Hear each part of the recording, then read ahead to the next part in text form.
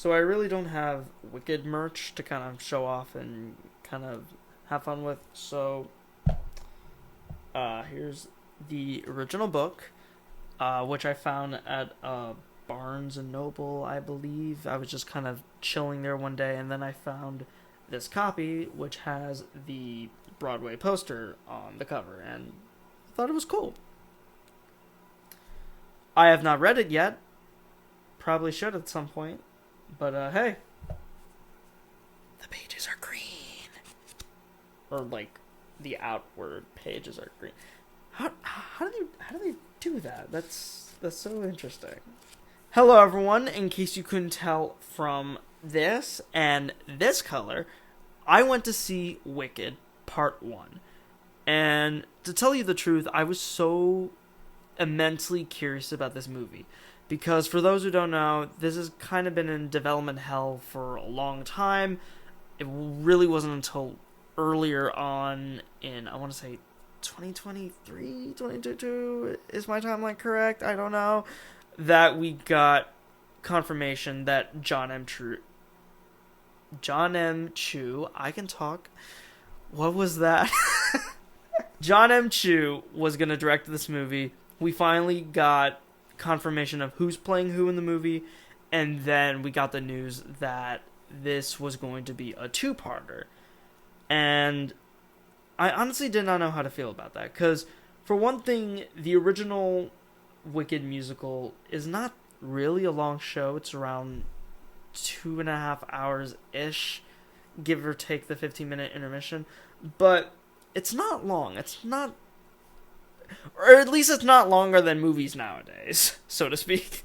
And so, when you have a script that you can make a 2.5 hour movie and you don't have to cut anything, and you're still going to split it into two movies,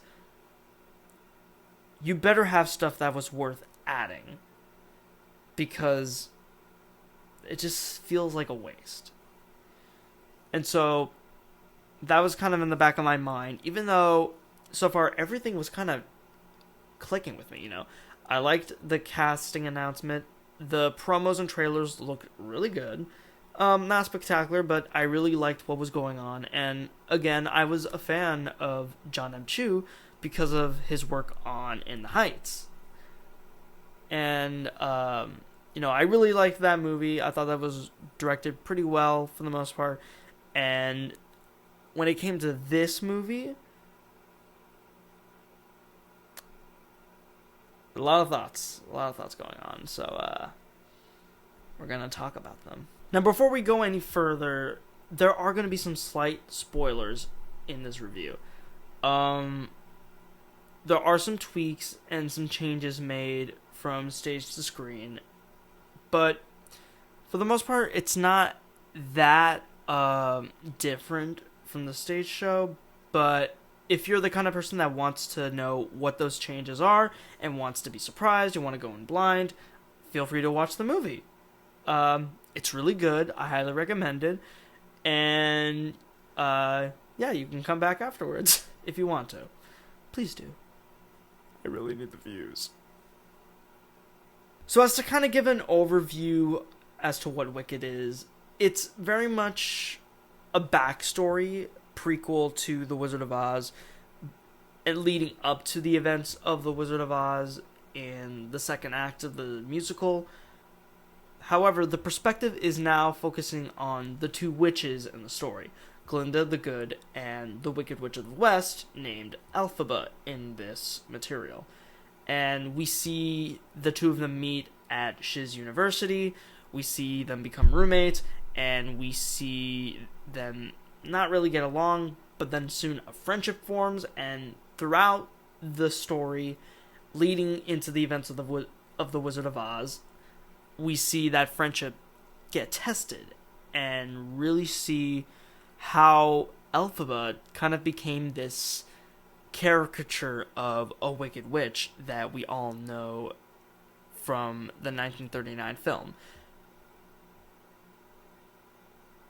I don't know if this would be like the first of its kind, but it's very much what you expect from like fan fiction especially fan fiction, where uh, the author wants to tell this story, this side of the character, as opposed to what is canonically known in pop culture. But it's interesting. Wicked isn't really my favorite musical. It's not even my favorite Stephen Schwartz musical. It's not even in my top 10. But it is a musical that, I do acknowledge there's a lot good with it, and it's a show that I respect, and it's a show that I can understand why it resonates with a lot of audiences. And I mean, a lot of people love Wicked. A lot of people love Wicked. I can see why. And this movie really had a lot of ground to cover and a lot of shoes to fill.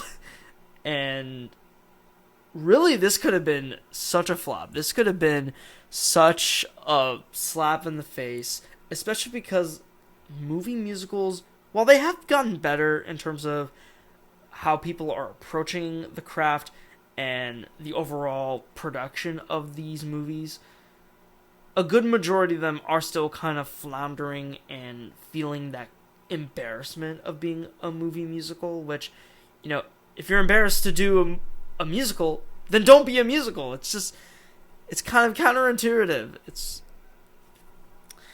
That's a whole different topic altogether, unfortunately. We don't have time to get into that. So, in terms of what this movie covers, this is mostly just Act 1 of the stage show, where we begin with the witch's death, and then we flash back to them as teenagers, and we see Elphaba, Glinda, and a couple of other characters' misadventures during school, leading up to Elphaba's audience with the wizard. And that's where she and Glinda find out that he is little more than just a showman who is very much responsible for what is considered the subplot of this movie, which is the discrimination and marginalization of animal citizens. And so, Elphaba, disillusioned by the wizard's facade and angered that the animals are being used as scapegoats to further the propaganda of the government, Elphaba decides to take a stand and fight against this oppression. And this leads to the wizard defaming Elphaba, and soon all of Oz only knows her as the Wicked Witch of the West, who's trying to hurt all the citizens of Oz and just making more trouble for the wizard and hurting so many lives in the process. It's very much that. And even the movie points this out. To bring people together, you bring them a common enemy. And now that enemy has changed from the animals to Elphaba mostly. But there is still there are still some crime acts against the animals. It's a lot. It's a lot of social commentary in the story, and a lot of it really does hold up to today's standard, which I don't know if that's admirable or frightening. Who knows? But in terms of how this movie kind of gets across all of those plot beats, nothing substantial is really new in terms of what they added.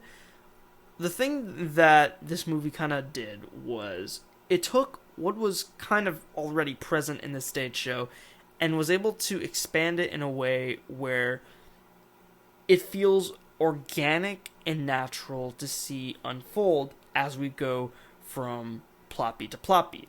So in the stage show, it's very much kind of a Cliff Notes sort of take on, oh, they're now arriving at school. Oh, they're roommates. We gotta have a song montage where they don't like each other. And then we gotta have the classroom scene to show that animals are being discriminated against. And so it's just kind of going from scene to scene to scene to scene, because in a stage show, you kind of really don't have the time to pad out some moments. This is a theater audience that is giving your time and attention for a specific amount of time. And so you really need to get the ball rolling with what show you're performing. And so we really can't stop and pause to let the scene breathe, or at least not as much as you can in movies. With this movie's advantage, it was able to give us all of those plot beats, but we were able to have breathing room in order to really settle into what the story is going into. For example, in the stage show, we go from The Wizard and I to What Is This Feeling? And in the stage show, it is very much Elphaba gets her I Want song in The Wizard and I. And after the applause, we go straight into What Is This Feeling? And that is the scene in of itself.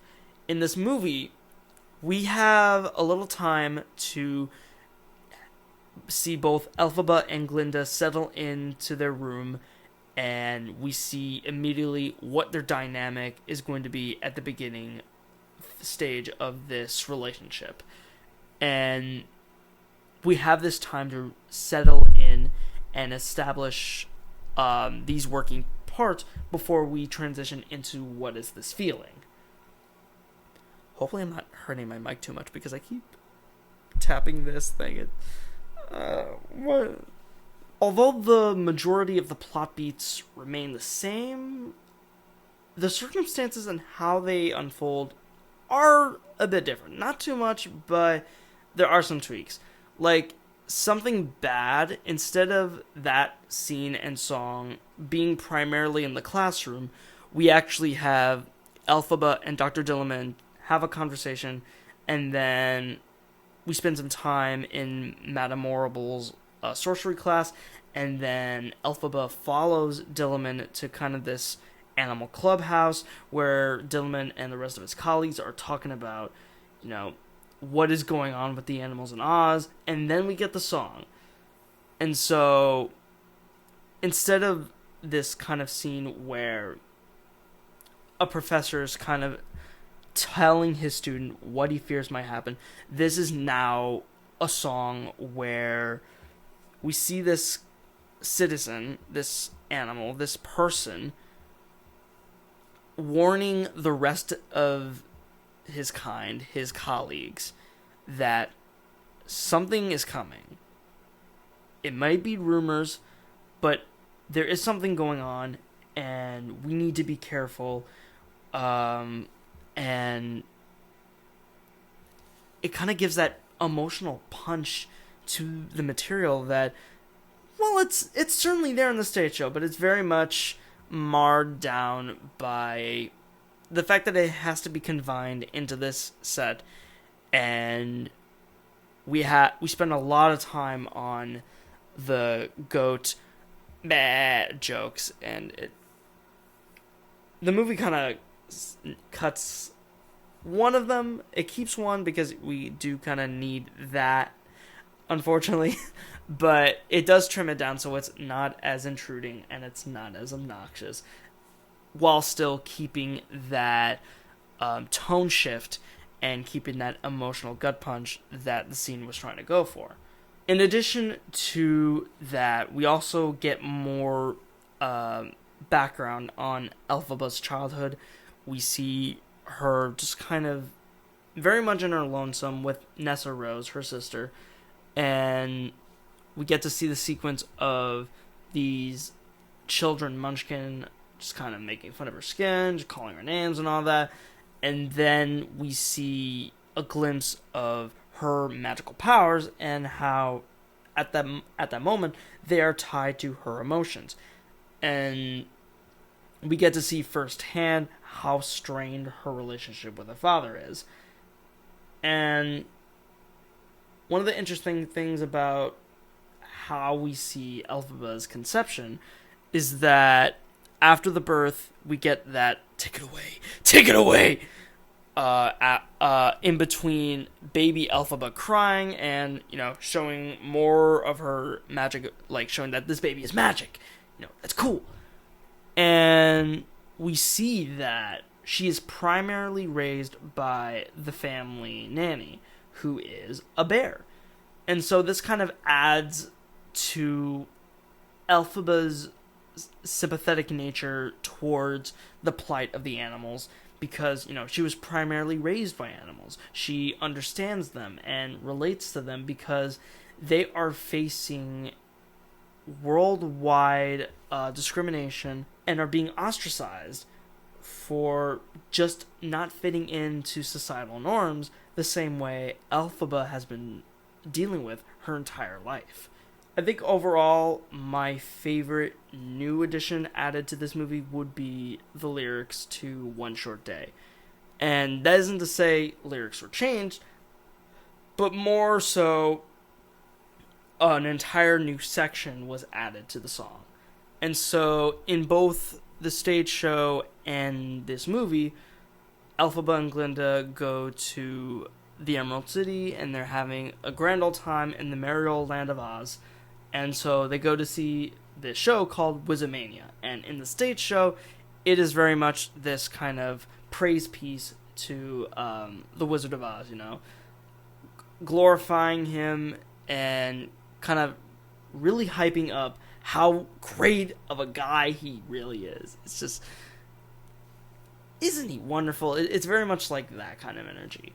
And so in the movie, that's there. But before the who's the mage, whose major itinerary is making all us merrier, we have an entire backstory as to how this land was formed.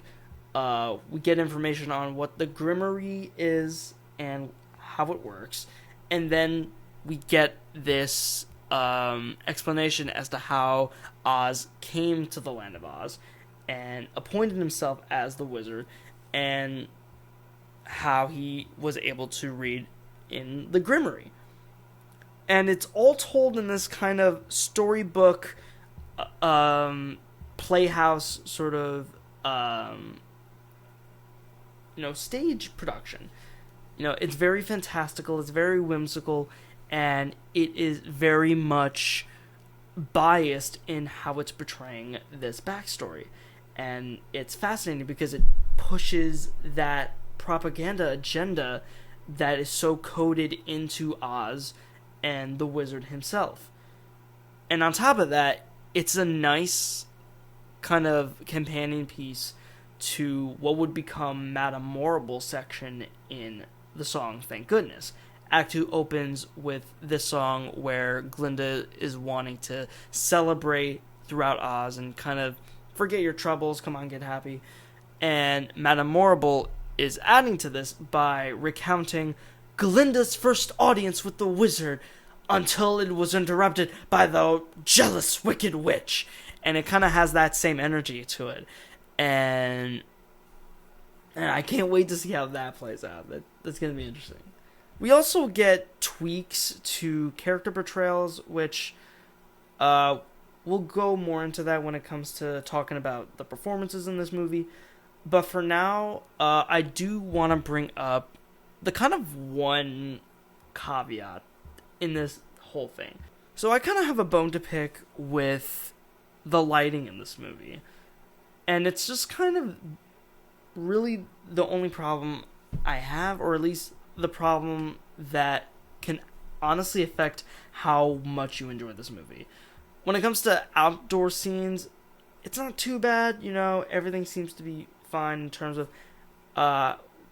what is lit and what is not, nothing feels too bright, nothing feels too desaturated and all that. But then you have scenes that take place indoors, and it very much is a gamble of how much the backlight will obscure what is going on in the foreground. And when it comes to the song Dancing Through Life, that entire sequence is shot wonderfully.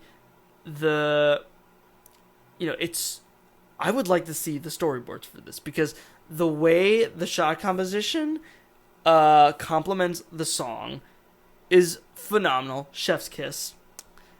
And the choreography is just mind-blowing. But I can barely see a lot of what's going on because the backlight is obscuring almost everyone. It's just ridiculous, honestly.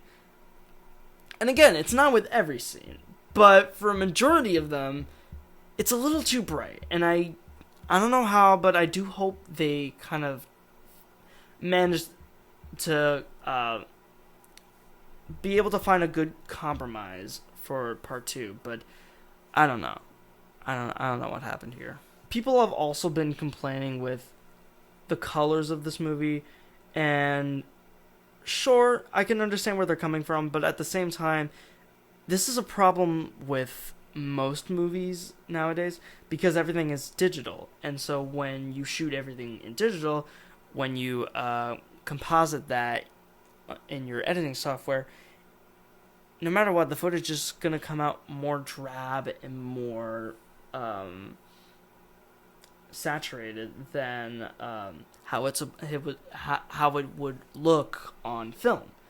You know, film kind of preserves, you know, what we're looking at. You know, how bright it is, what shadows are included, the color, and it's such a big deal why people give so much love and attention to film restoration, because they want to restore how this film looked back in its heyday and how it was able to capture these specific moments. When it comes to digital, you really gotta do what you can to make the footage not feel as dry or drab, because you want to, you know, you want to show off all these colorful and bright sets that you've made, and you really can't do that if you don't have a proper color correctionist on your staff. And I don't know, in my opinion, I can see where people are coming from, but at the same time, it's still very colorful, it's still very lively, and considering the tone of this movie, I do like it's not as bright and cheerful as The Wizard of Oz. And people are going to complain that it should be as bright and cheerful as The Wizard of Oz, which, that's a whole thing entirely that I would like to do a video on. But the fact that Wicked is using a lot of the 1939 film as a kind of a crutch for its own material, it bothers me. It bothers me a lot. But again, that's a whole discussion for another video. Performance-wise, there's a lot of slam dunks in this cast. I mean, I feel like the only kind of ones that I thought were okay were Michelle Yeoh as Madame Morrible and Jeff Goldblum as the Wizard. Which, you know, nothing against them. It's just a matter of this movie doesn't really do a lot with those characters at the moment. They don't really become that important until the second act. But with what we have, it's pretty great. You know, Michelle Yeoh's Madame Morrible is a lot more restrained, a lot more controlled than in the stage show, and I kind of like it. And here's why I like it. It's because we have more scenes with her than in the stage show. We get to see how she's able to put on this sort of nurturing and mentor relationship with Elphaba, and we kind of see that build and grow throughout the movie until the curtain is pulled and it's revealed that Madame Morrible was pretty much grooming Elphaba to be kind of her and the Wizard's pawn in their government. That kind of betrayal really hits when you feel that kind of connection between the two, especially because in this movie, Madame Morrible goes out of her way to kind of protect Elphaba from more scrutiny during the Shiz orientation day. Because once Elphaba has her freak out and reveals her powers, in this movie, Madame Morrible goes, oh, don't be alarmed, it was all me, you guys can go about your day, and just kind of covering for Elphaba. And that's just sort of adds this kind of trusting authority figure for Elphaba, and that's kind of what Madame Morrible is able to latch onto, being able to grasp this sort of insecurity Elphaba has about herself and really play with it for her own agenda. While at the same time really do believing that there is something special in Elphaba and wanting to hone that magic. But again, mostly for her and what she and the wizard plan, not so much for Elphaba's own benefit. The wizard is very interesting in this movie because, for the most part, it is just Jeff Goldblum being Jeff Goldblum, but they also kind of portray him as this kind of Walt Disney figure, where he's very much about innovation and trying to expand his city and trying to think ahead into the future. And love him or hate him, that pretty much was Disney's MO during his time. Wanting to not really stay stagnant in the entertainment field, but, wanting to evolve and continue to develop the craft of filmmaking. But again, it's Jeff Goldblum. He's very charismatic. He's very charming. And that's kind of what you want in the wizard, because he's supposed to be this figure that, you can have a conversation with. He's very forward. He's very much your grandparent relative that you'd like to spend time with. And then when it's revealed that he's not so much of a good guy, that betrayal really lands. And partly because of Cynthia Erivo and how she responds as Elphaba, but the twist with the wizard really lands because of how much Jeff Goldblum and Cynthia Erivo were able to sell that scene. I'm not too familiar with Cynthia Erivo and a lot of her past performances, but just from this movie alone, she was really great. And the interesting thing about Elphaba in this movie is that it's a very different Elphaba in terms of where she begins versus where she ends up at the end of the movie, or at the end of this portion of the story. I know my structure. Versus in the stage musical, where we have that journey, but we see a much more bitter, a much more angry Elphaba at the start. And then the whole character journey is very much kind of sort of breaking down those walls, but not really, because she still kind of keeps that flair to her throughout all of Act 1. Whereas in this movie, we see this kind of downtrodden but acceptance in terms of her lot in life. And then we slowly transition into more emotion seeping out when it comes to her interactions with Glinda. And then we slowly see her building up this idea in her head about the wizard. And then we see that heartbreak. And then Defying Gravity is very much the culmination of Elphaba really coming to terms with how she's been treated throughout her whole life.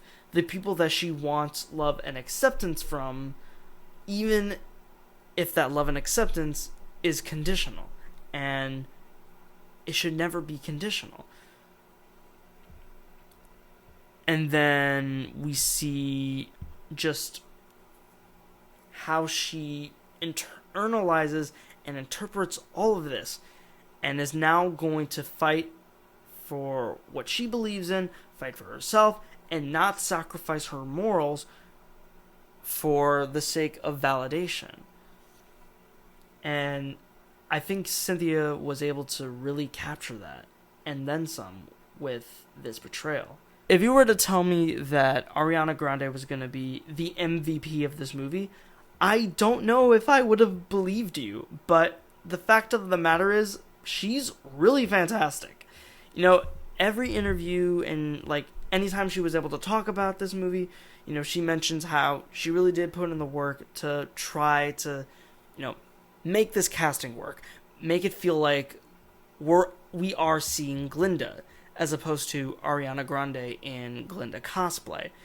And a lot of the kind of subtleties in Glinda's character really shines through, even in this portion of the story, where she's very much that, like, popular girl, where she's, like, not dumb, but just kind of naive and very much in her own world and very much la la la la la la la la. And she's able to sell that, but she was also able to really give nuance into the performance. And that's something you really, really want with this kind of approach to this character. Especially when you have this old, very old song and dance where one character is very much, not stern, but very much no nonsense, more practical, and then the other half of the duo is, bright and bubbly and very positive for the most part. And it just really amazed me how much I thought this worked. How much she was really giving it her all. And even in, like, the very beginning with No One Mourns the Wicked, you can just see you can see the conflicting emotions in Glinda. Like, everyone is singing and praising that the witch is dead, and here's Glinda trying to hold in all of her grief and all of her sorrow because she had to say goodbye to her friend who is now dead. And then during the final sequences of the number where she's given the torch to burn this, statue of the Wicked Witch, like, she hesitates and she's like, doesn't know what to think before, throwing in, because she has to keep appearances. It's so fantastic. It's so, like, the nuances in this performance is just phenomenal. And I keep saying this, I'm sorry, I cannot wait for part 2 where we see all of this come into fruition. Because if we're going to say this half of the story / this movie is very much Elphaba's character journey, Act 2 is Glinda's character journey. And more on that when part 2 comes out. Jonathan Bailey as Fiyero is not a casting I would have seen coming, mostly because I'm not too familiar with Jonathan Bailey. I haven't seen Bridgerton. I have listened to his performance in the the new updated revival of Company, and he's very fantastic. He's a very fantastic singer. But with this movie, he's really great. He's very pretty. He's got the solid moves. He's kind of got this like Elvis McJagger, kind of Donny Osmond flair to him, and it very much works with this kind of Prince character that's all about, let's have fun, party like there's no tomorrow kind of character. Or at least that's the facade he puts up with. Because we also see this kind of more deeper sort of self-reflection of Elphaba in a manner of ways. Because both are put in this box where they have to act a certain way in public. And